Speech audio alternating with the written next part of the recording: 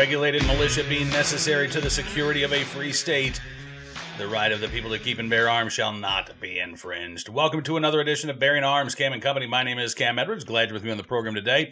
We're going to be talking with Brandon Combs from the Firearms Policy Coalition here in just a moment or two about a case out of the Fifth Circuit in Louisiana, Reese versus ATF. This is a challenge to the federal ban on handgun sales to adults 18, 19, and 20 years old.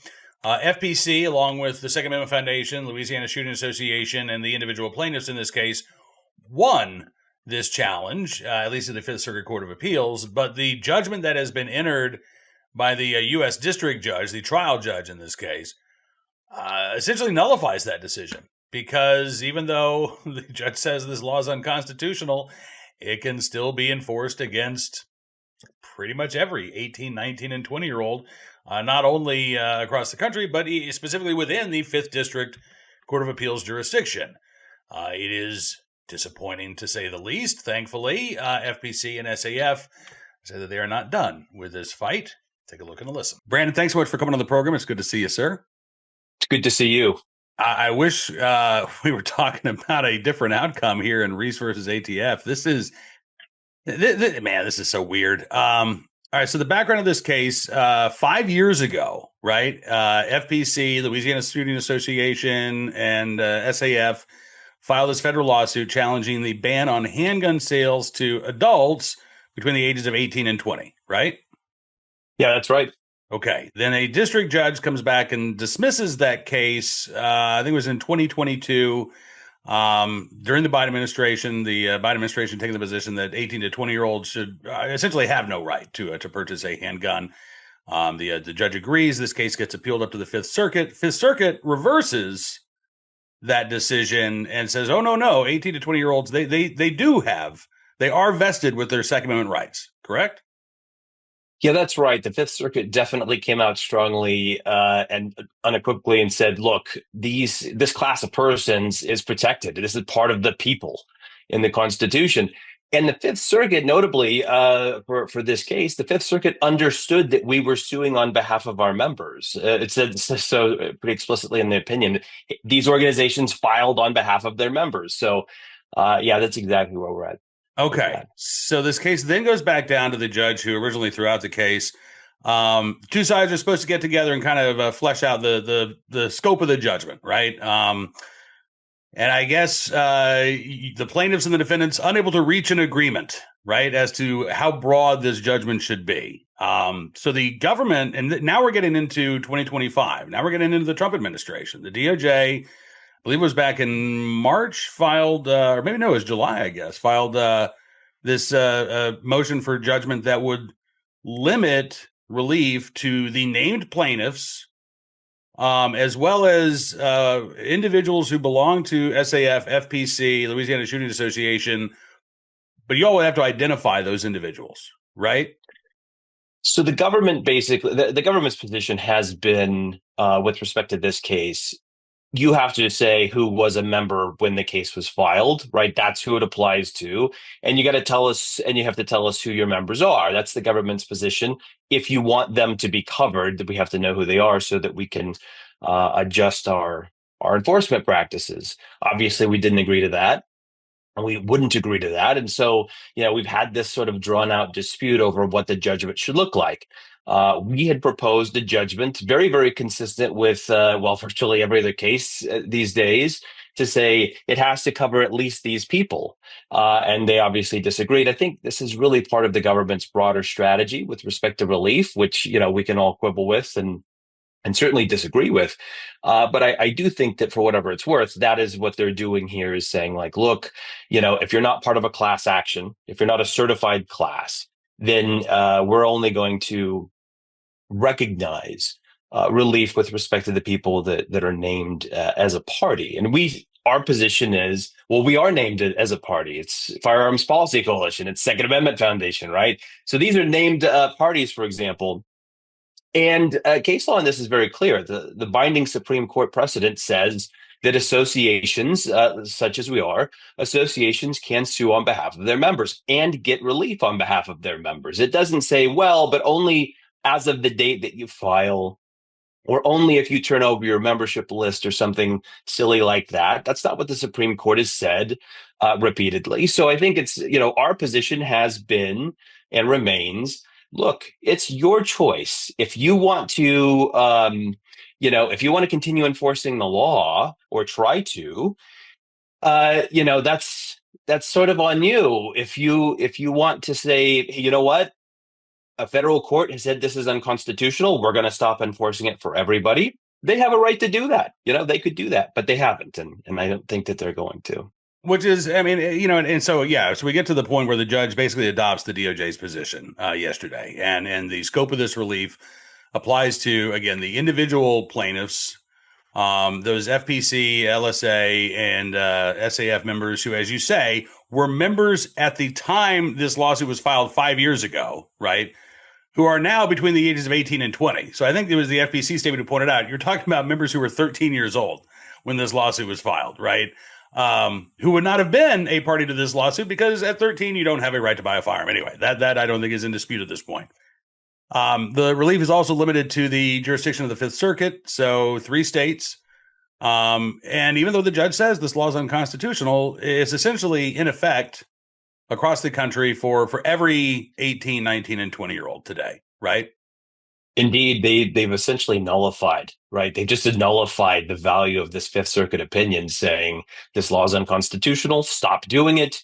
The Fifth Circuit sent the case back down for this district court judge to essentially finalize the case. It's all we had to do was finalize the case. And yet here we are in yet another dispute because, and the thing about this that people need to understand is that the district court here actually went farther than what the Department of Justice asked for, which was by itself, frankly, insane.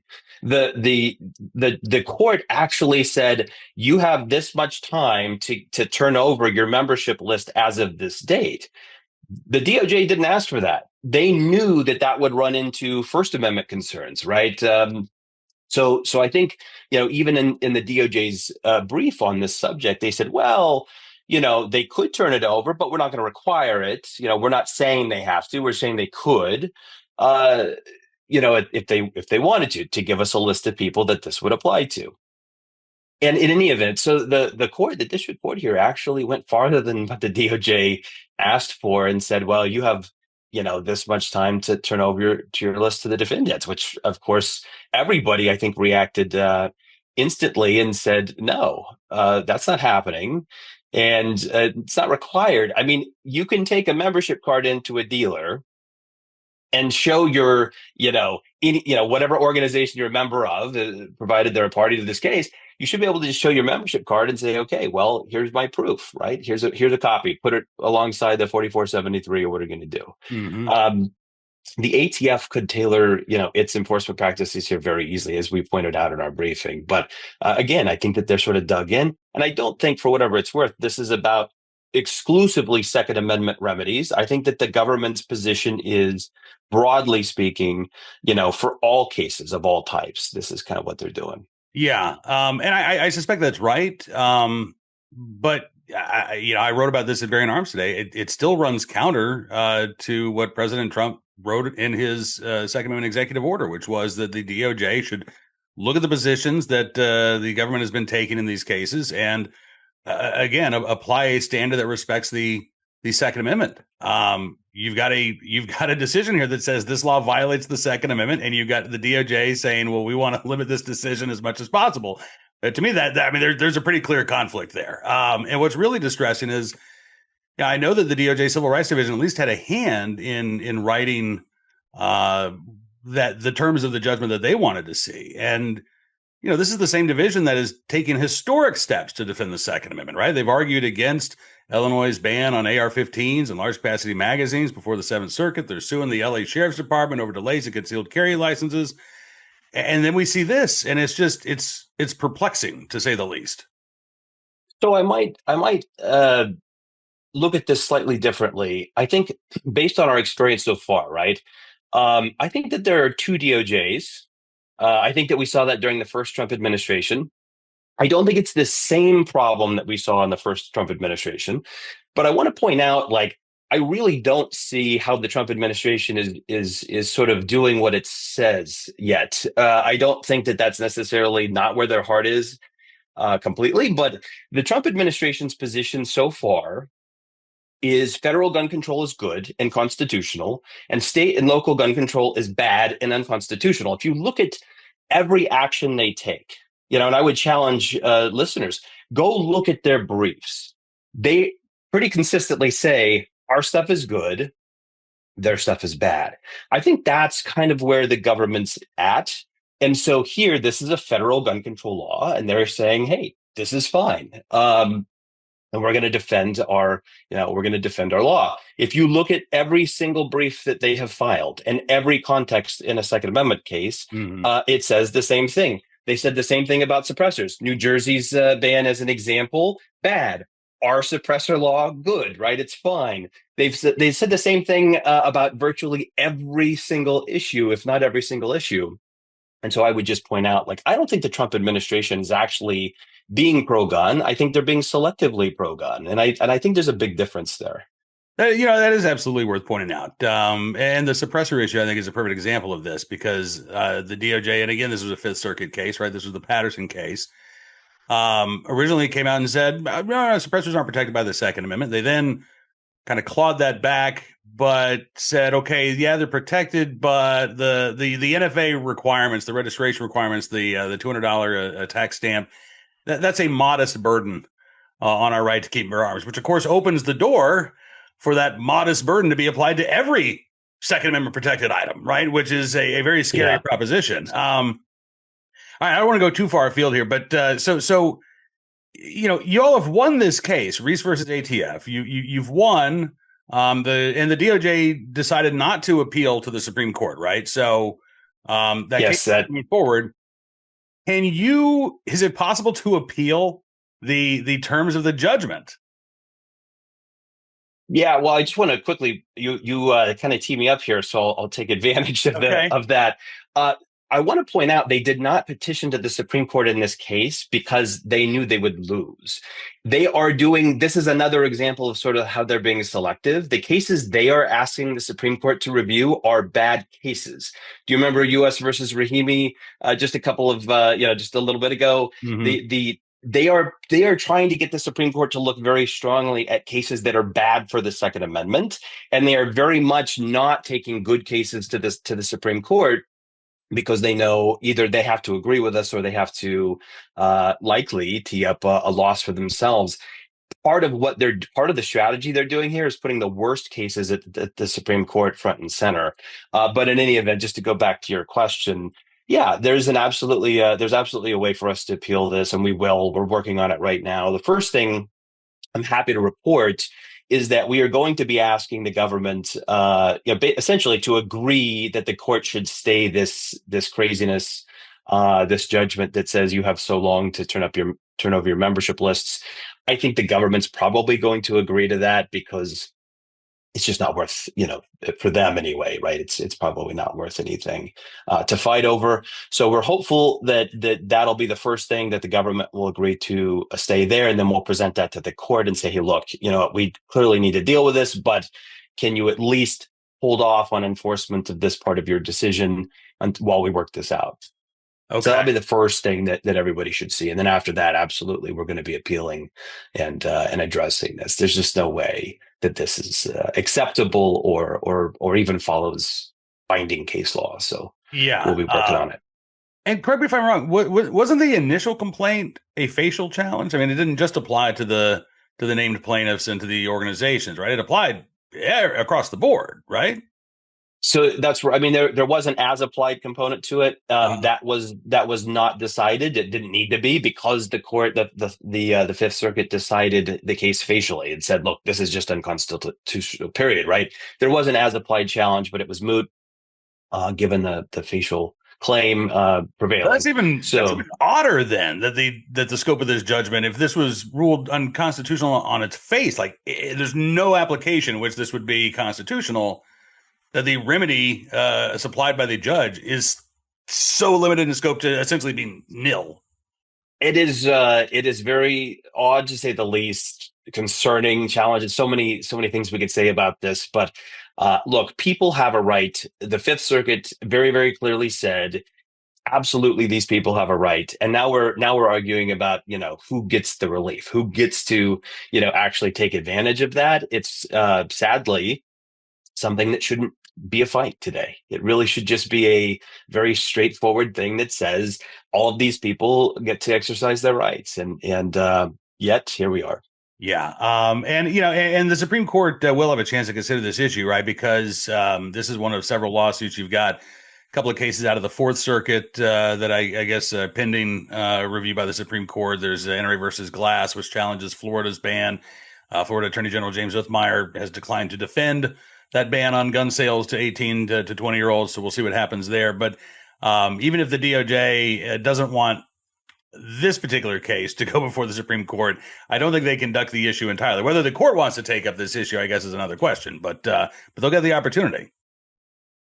Yeah, that's right. I mean, there are certainly cases that are there or heading that way, and I think that this is, at this point, what I would say is this is no longer about whether the people have the right that we claim. They clearly do. That's pretty much done. The real question now is who gets to access it, and how do we achieve that relief? Our view is this is pretty straightforward. The ATF could just stop enforcing. There's nothing that requires the ATF to enforce this law other than their choice. Right? They could say, hey, the Fifth Circuit told us this is unconstitutional. We're just going to stop. They could also, as I mentioned earlier, say, you know what? If you've got a membership card, good enough, right? That's good enough for us. But this wrangling, I think, is just going to this sort of broader strategic posture that they've taken to say that, look, you know what? Unless you're a certified class, we're going to treat you like you don't matter. Yeah. And I think that's disappointing to say the least. Absolutely. And as you say, that's not just in Second Amendment cases, but across the board, including Second Amendment cases. And of course, that would have, to put it lightly, that would have a chilling effect on the work that FPC does, that SAF does, that all of the litigation efforts, right, to claw back our Second Amendment rights where they've been lost at either the state or federal level. Well, I think this is just kind of the collateral damage. If you want to, if you don't want to fight a rear guard, 4-year term as president, the first thing you do is bomb the runways. And I think that's kind of what we're seeing here is them saying like, okay, we're done with this, and we don't care what happens, why, who's affected, unfortunately. So yeah, we'll keep working on this. I don't think that there's anything, in terms of this particular case. Nothing that we didn't expect. We did expect this fight. What was unfortunate was just where the judge went with it and how the judge, made those decisions. But I think ultimately, we saw this fight coming in Elite Precision. We saw this fight coming in, we have this. We're going to have the same issue with the post office case. The post office carry case. So this is just going to be what happens when you sue the federal government, I think, until the Supreme Court says, here's what we're doing. All right. Well, I know that those lawsuits are going to continue to be filed from FPC, and I appreciate again you joining us on the program, Brandon. It's always good talking with you, and look forward to having you back again very soon because I'm sure there's going to be something new to talk about. Thank you very much. Glad to be here. Thanks for having me. Thanks, Brandon. My thanks to Brandon for joining us on the program, and I'm looking forward to having him back again very soon. And it will not be long. FPC very active in the litigation space. All right, let's turn our attention now to today's Armed Citizen story, our good deed of the day. And our recidivist report will start there with a case out of Baltimore. Police detail what led to arrest in shooting outside of school. The shooting took place back in March. The arrest was not made until Monday of this week.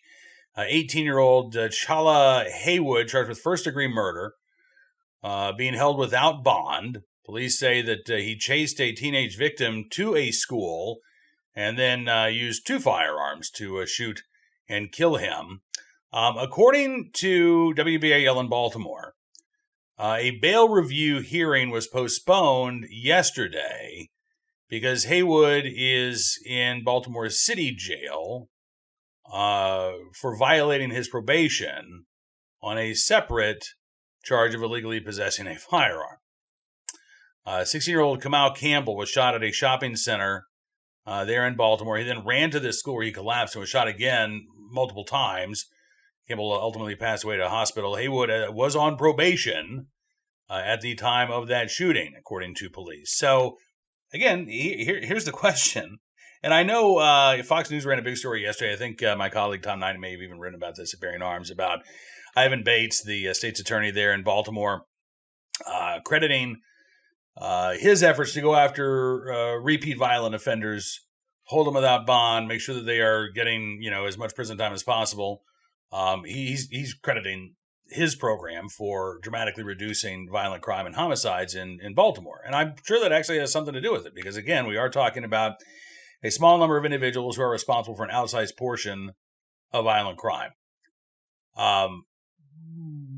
But I just can't help but notice that in this case, you've got somebody who, 18 years old now. I don't know if he was 18 at the time of his conviction for illegally possessing a firearm. I have a feeling that he was a juvenile at that time.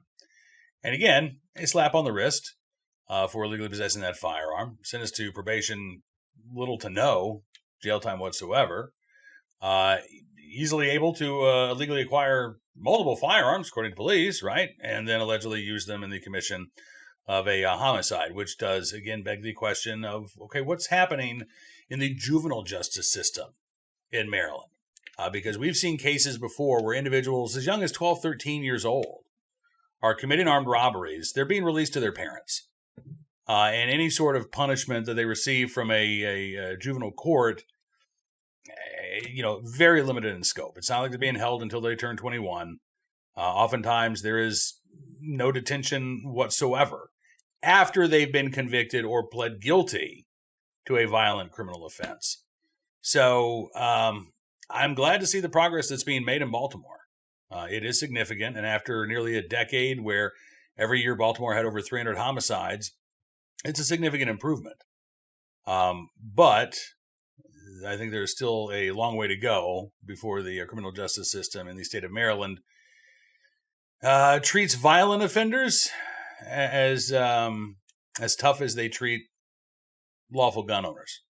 And certainly there's a long way to go before lawmakers in Maryland treat violent offenders as tough as they treat lawful gun owners in the state.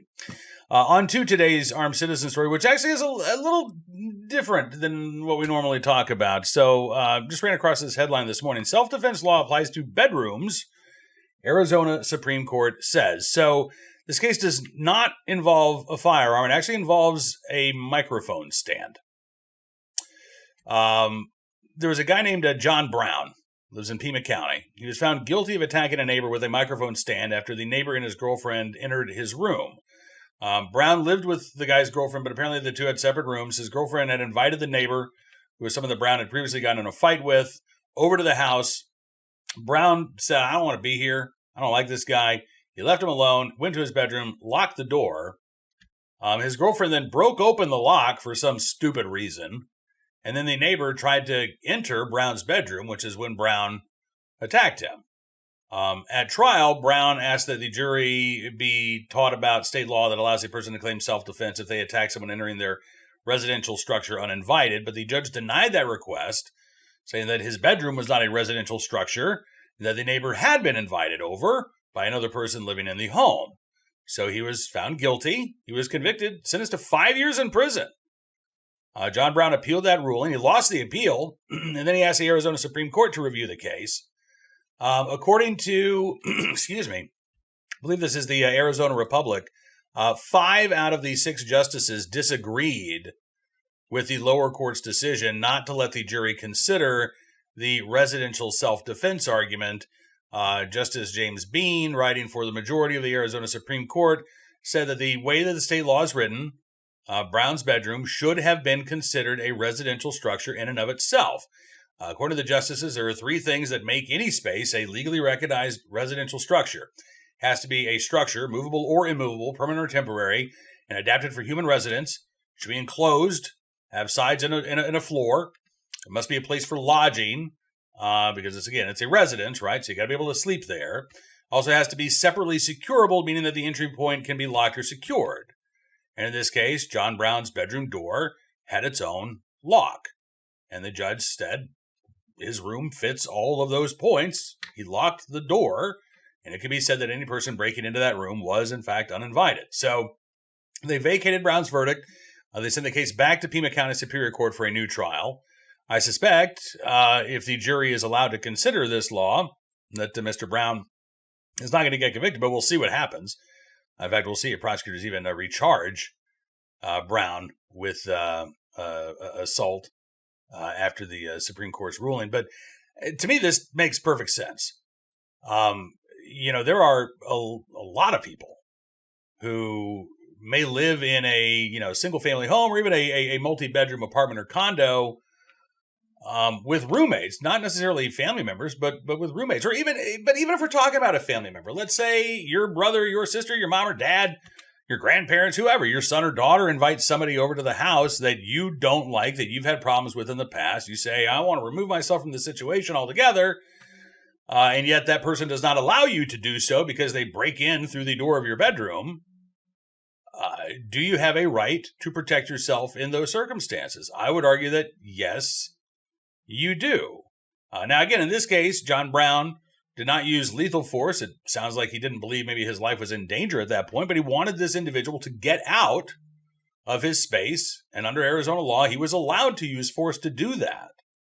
So I think the Arizona Supreme Court made the right call here. I don't know how broadly applicable this is going to be, but, again, given the number of people who, again, have roommates, who live with family members, I'm guessing that number is not going to be zero.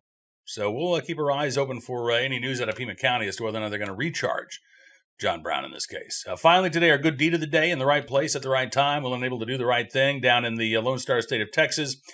A Sam Houston student saving a man from choking at a restaurant in Moss Bluff, Texas. The student in question, and by the way, this is Sam Houston High School, not Sam Houston State University. And I apologize, it's not actually Texas. This is Moss Bluff, Louisiana. I had no idea that Louisiana honored Sam Houston just like the Lone Star State of Texas did. Anyway, my apologies to the state of Louisiana. And Madison Bridles, who is the student in question, she said she was hanging up Halloween decorations at a restaurant called the Budokan when a customer stood up in their seat and gave her the universal signal for "I'm choking." She said, I rushed over to him. I gave him the Heimlich maneuver. Right after that, I patted his back. I went to the back and I finished my shift. The high school student says it's not even the first time she's actually had to use the Heimlich maneuver to save somebody. She says she's also performed the Heimlich maneuver on her dad.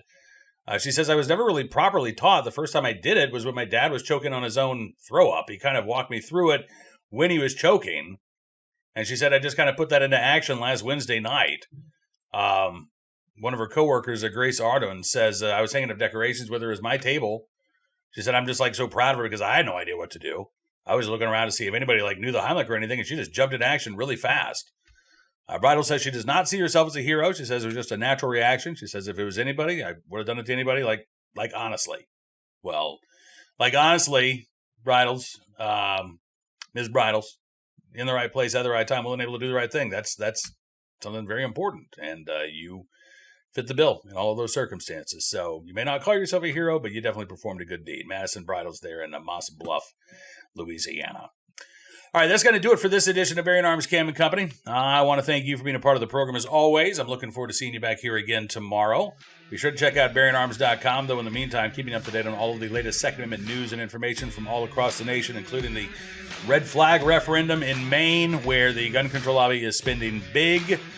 We've got more news out of Minnesota, where Governor Tim Walz apparently is not going to call for a special session, at least not this week, even though he said he was, and a whole lot more. If you like what you see, I'd also encourage you to become a VIP Gold, or VIP Platinum member. Great savings going on right now. Use the promo code POTUS47, and you can get 74% off your VIP Gold, or VIP Platinum membership while the government shutdown is in effect. You've got great benefits at every tier of support, and again, we certainly appreciate your support no matter which level you choose. Have a great rest of your Hump Day Wednesday. We'll see you back here tomorrow. Until then, be well, be safe, be great.